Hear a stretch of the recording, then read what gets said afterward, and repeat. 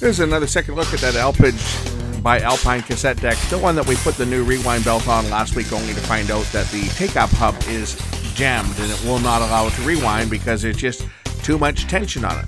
So this time we're going to actually pull the hub apart and find out why it's doing it, and a workaround for parts that are unobtainable. At least we can get this thing operational. So I'm just working on the Alpage unit again. This is the one that I replaced the belt on, but it's still got some drag on the take-up side, which is preventing it from rewinding. But it also has a noisy record play switch. So we're going to give this switch a shot of cleaner. See if we can clean it up and get that noise to go away.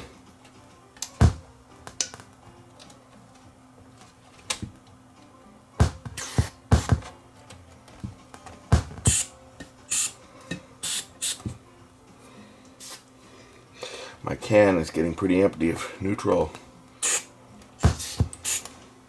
But let's just see if we can clean that record play switch. This is kind of a silly design because they use this cable to activate it, which is one of the many dumb things that Alpine did. Their cassette decks were always overpriced and overrated for what they did. They tended to have a following. People bought their junk.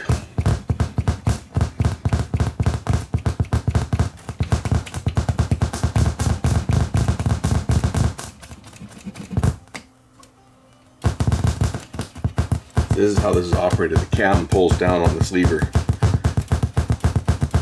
But what happens after a while is that the actual cable starts to get sticky.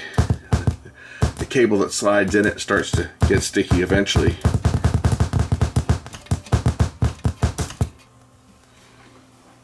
And then you get all kinds of strange noises.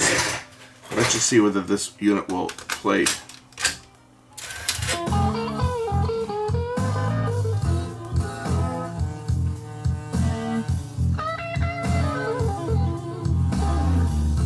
It's playing.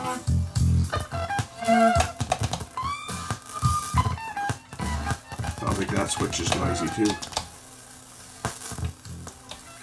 Or is it this one? That switch is bad. That switch is still bad.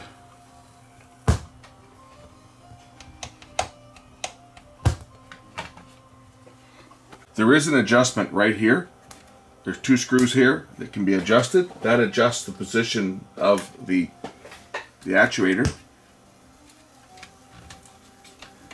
And it looks like somebody's been moving these in the past too, because they look like that.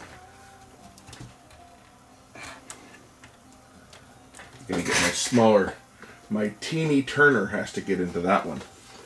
Gotta find it here somewhere that I can get in there to try and turn these, because there's not a lot of room in here, so you need one of these tiny little screwdrivers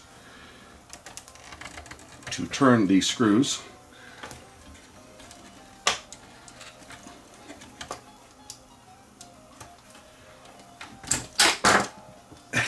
When you don't launch it across the desk. That just about went through the CRT tube on my scope, by the way. That would have been interesting. Another thing to check is the connections here on the switch itself. If we look here, we can see that the solder is cracked here, as it is also on a couple of the other ones. So we'll resolder the switch while we've got the unit apart, as that can also be a source of noise.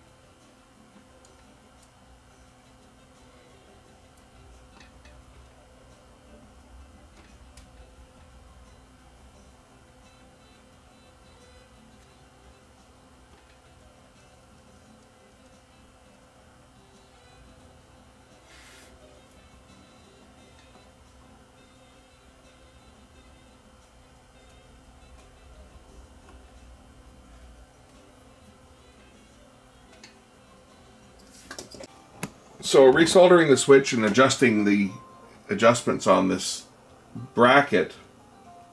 Now get rid of all that noise.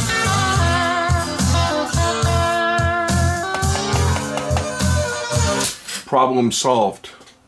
We still have a problem though. This still will not rewind, and I'm still investigating that. And I know what the problem is. I mean, I replaced the belt on it. We saw that on the previous episode. But the reason it's not rewinding is because the take-up spool is still sticking. If we look inside, if I put it into rewind, for example, you'll see that the rewind, whoops, the rewind turns, and there's a fair bit of torque on here. But the take-up it's stiff. That's the problem. I think what I have to do is I have to take the hub out. See, if I take the E-clip off the front of the hub, what holds it in place, it's now turns nice and smooth. It's when it's engaged with the auto stop is where the friction is. So I think if I can get the hub out of this unit and take it apart, I might be able to fix the clutch itself. I'm going to try and get the back plate out here so that I can take the hub out. The challenge is getting a screwdriver in there because the screws themselves are in a very awkward position to try to remove them. I can get 2 of them out easily using my little blue Sony engineer screwdriver. The other screws though are in a much more difficult position to get to. But I think if I can get these screws out, I might be able to get into the mechanism enough that I can, or get the back plate off enough that I can remove this hub and see why it's jamming up as it is. This is the challenge. I need a really long skinny screwdriver to reach these 2 screws. 15 minutes later I was able to get the screws out. So now let's see if I can lift out the back plate. Getting the screws out was half the battle. Getting them back in will be the other half. Will this lift out? Or am I still jammed up here?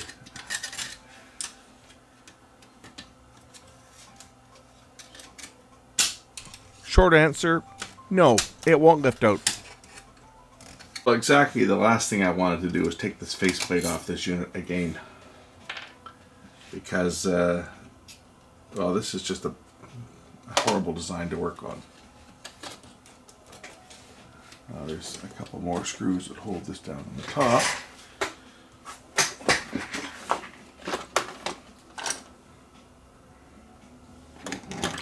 Could they have made a worse design? Had they tried? Probably not.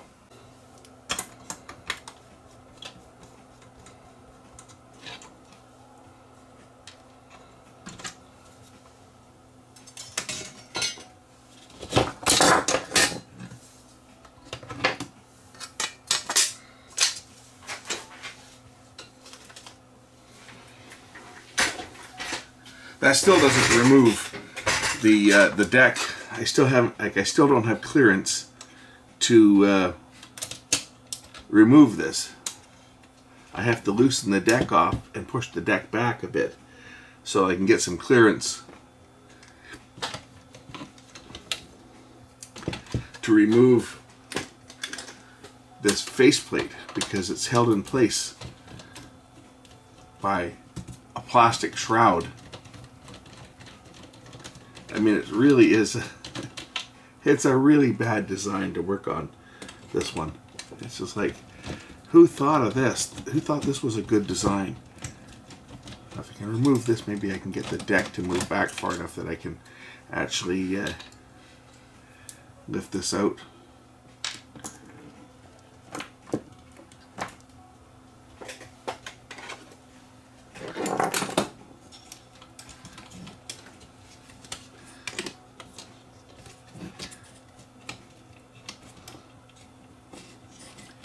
If I can lift this back plate out, then I can lift the hubs out.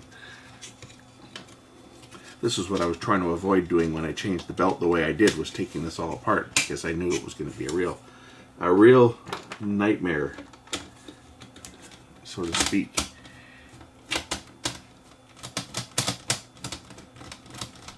And no, I would not recommend working on one of these. I think if I ever see another one, I will say, not a snowball's chance in hell I'm going to take on one of these again. It's not service friendly. And for the amount of time spent on this, you can't charge enough. Especially since it's a two-head tape deck that doesn't even support metal tape, and it only has Dolby B. What's something like this worth? Not much. Ah, man.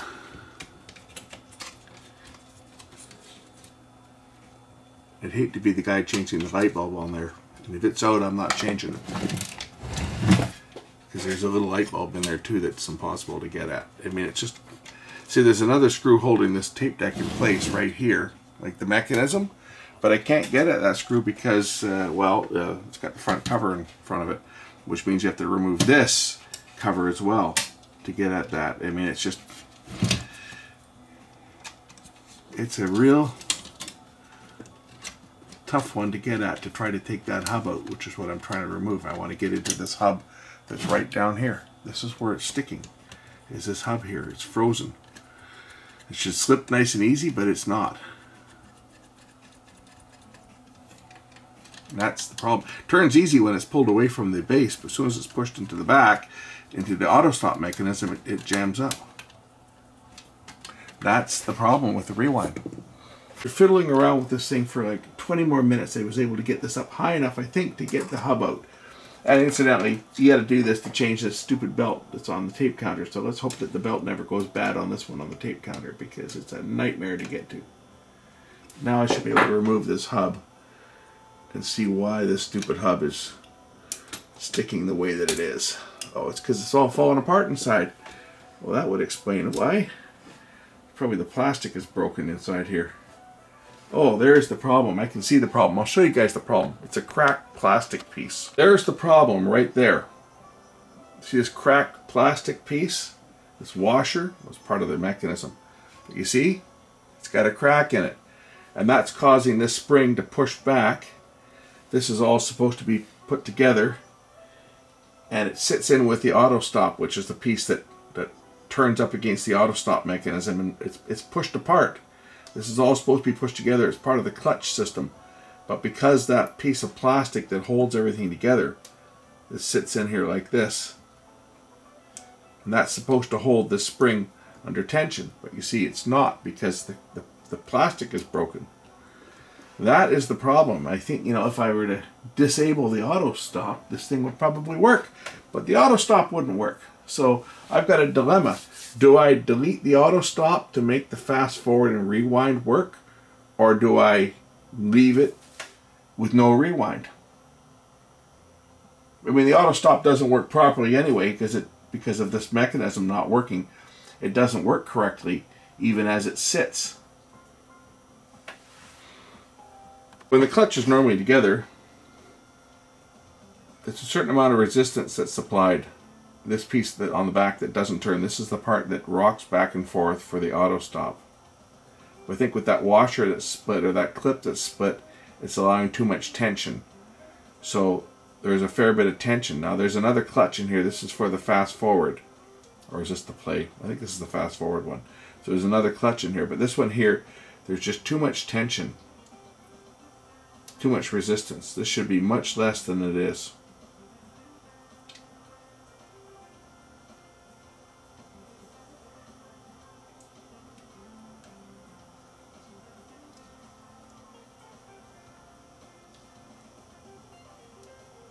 Because what this does is this is what holds this first spring all the way in place. When it's cracked, of course, it doesn't hold the spring in place. It's supposed to hold the spring down, like all the way down, but of course, with it being cracked like it is, it allows the tension from this spring to push back on the auto stop spring, which this is the smaller spring, is to provide less torque. So this one's supposed to be all the way locked in place with this other piece on here. But the problem with it being broken like this is that it just the tension from this spring just provides way too much tension on the back plate, which is for the auto stop mechanism, which is what's causing the unit to have too much drag. So ultimately that is the piece that needs to be replaced, but the problem is, good luck. Yeah, someone's going to say 3D print it, but again, how much money are you going to spend on a piece of equipment like this? 3D printing is not in the cards because there's no money in it to do it. There's no money to have a part 3D printed to fix this thing. I think what I'm going to do is I'm going to leave the auto stop portion of this just out, because that way this unit should at least fast forward and rewind, and it'll just behave like a tape deck did before we had auto stop, the convenience of auto stop. The solution would be to replace that hub, but finding a hub for a unit at this age, I think is going to be like trying to find a needle in a haystack, if you know what I mean. It's if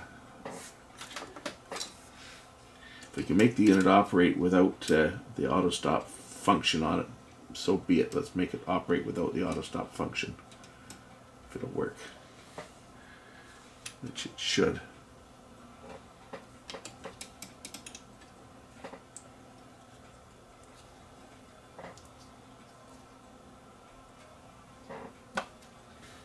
Put the clip back on if we can, without dropping it inside the machine.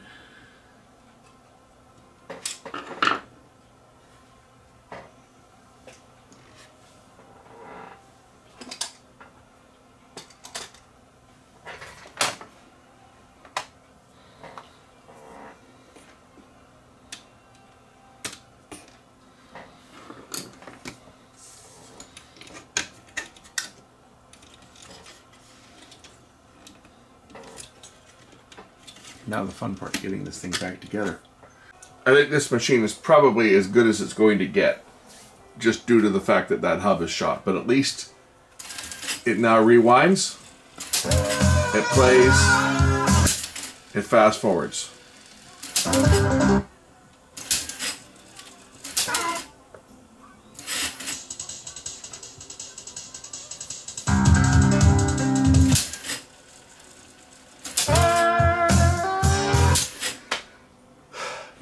No auto stop.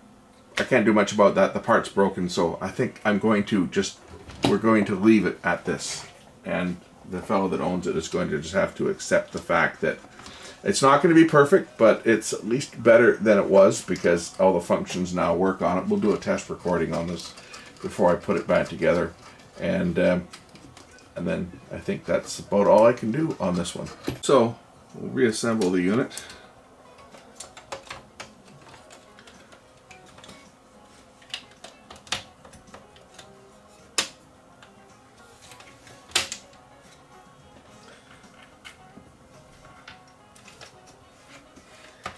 Line up all the little lights on here.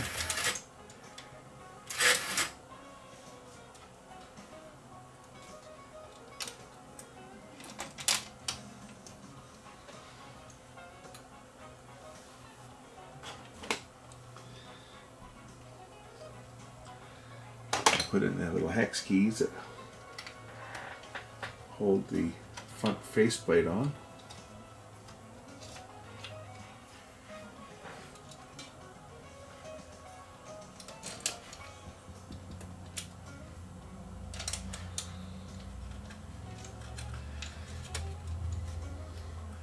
I mean, these units are kind of cool to look at, just the way that they're designed. But because of the way they're designed, it just makes them not a very easy unit to work on. When you got all these little integral bezels that have to come off to do anything, and as I say, good luck changing that counter belt. It doesn't need to be changed; it's working, but you know, that's a tough one. Well, you saw what I had to do to get at it.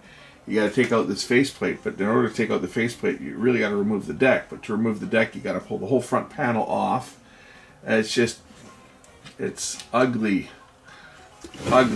to work on this unit.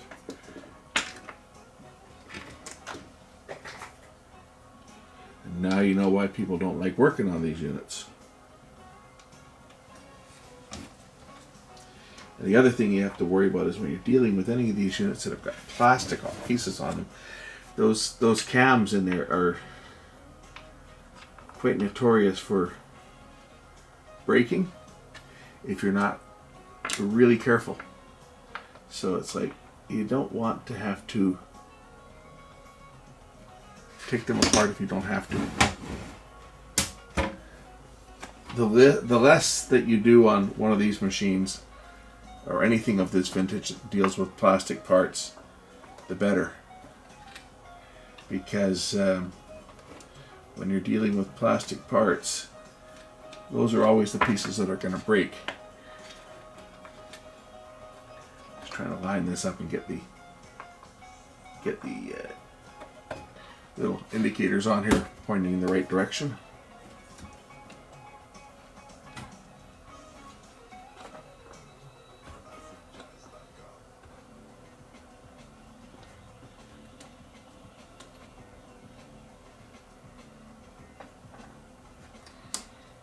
Alright, I'm going to do a test recording on this unit. Let's see, how do I do this? I'll put it into pause and record. I guess I do that.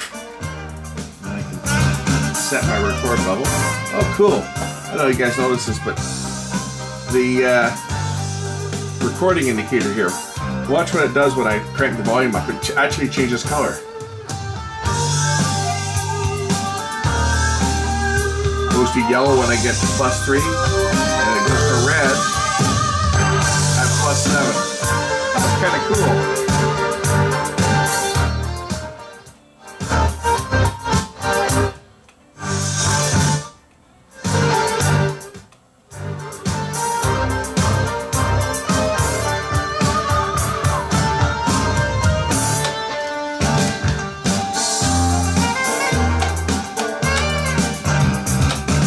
Set this up and start a recording up here. If we grab my remote control, pick a track to record. What do we got here? What track is this? What one is that? That's 302, eh? Let's see here. Do I want to record this one, 301? Yeah, I think I'll record 301. Okay, so zero my counter. I'm going to release the pause and I'm going to pick track 301.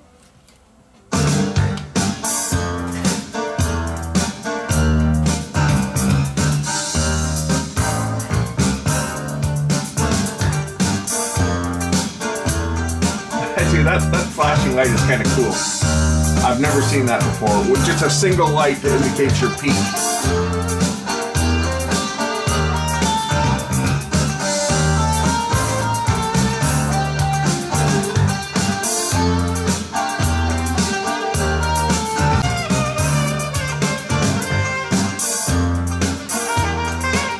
I tell you today, anything that's got swinging VU meters on it is what people really look for today.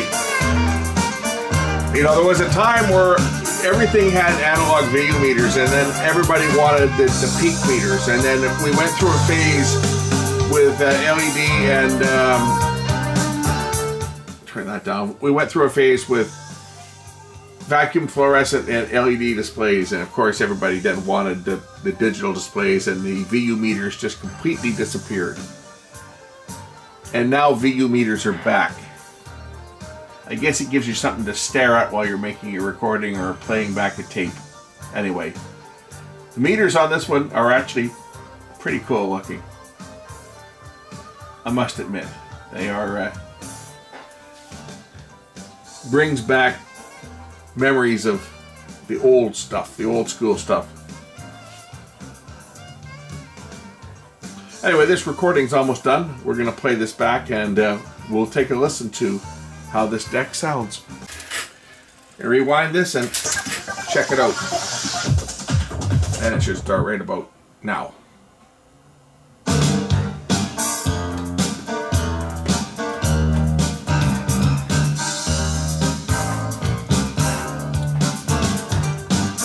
Not bad.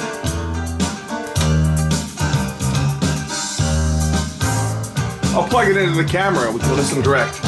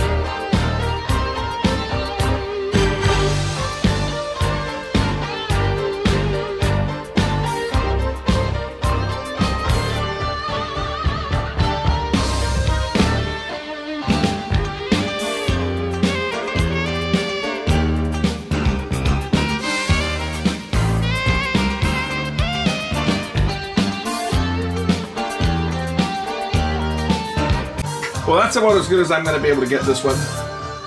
Oh, one last thing.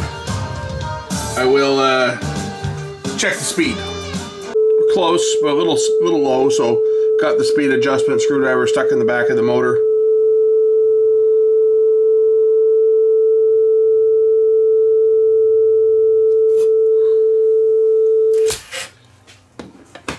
I think that's about as good as it's ever going to get. Considering this thing is pretty worn out. Anyway, it records, it plays, it fast forwards, it rewinds. Auto stop's not working. What more can we ask for? So here's one last look at how this mechanism operates. It's a reverse cam, stop, fast forward, stop, play. You can go right into one mode to the other, rewind, fast forward, play, change modes, pause, that's the pause cam, stop cam. Every time you press the button, one of the cams operate. Record cam is, it just rocks that lever, you notice there. And then when I push the play, we'll see the record lever will over here will activate. So when I push play,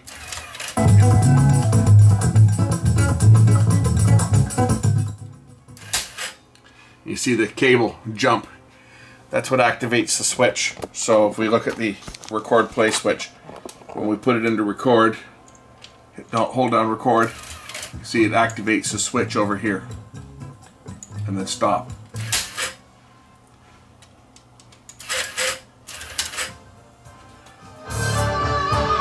There's our playback.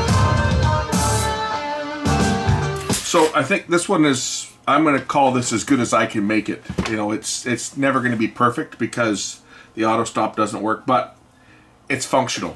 So I'm sure the guy that owns this thing will be okay with that. It was either that or give him a deck that did not rewind. So, lesser of two evils. Thanks for watching.